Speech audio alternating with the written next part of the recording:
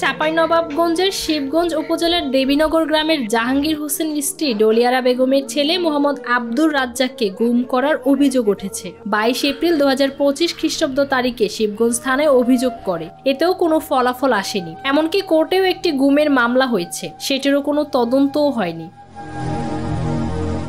এলাকার কুরবান আলী, আকাশ আলী, রফিক উদ্দিন ও তোতা সহ আরও কয়েকজন জাহাঙ্গীর হোসেন ও ডলিয়ারা বেগমের ছেলে আব্দুর রহমানকে রাজমিস্ত্রির কাজে নিয়ে যাবার কথা বলে নিয়ে যায়। এরপর থেকে আর আব্দুর রহমানের কোনো খোঁজ পাওয়া যায়নি। অভিযোগকারী ডলিয়ারা বেগম জানান, সন্তানের খোঁজ খবর নিতে গেলেই টাকার চাপ দেয়, এমনকি টাকা না দিলে আমাকে ছেলে ফেরত দিবে না বলেও হুমকি দেয়। অন্যদিকে শিবগঞ্জ থানার ওসি SM শাকিল হাসান জানান, এই ঘটনাটির ব্যাপারে কোর্টে মামলা হয়েছে এবং ডিবির তত্ত্বাবধানে আছে।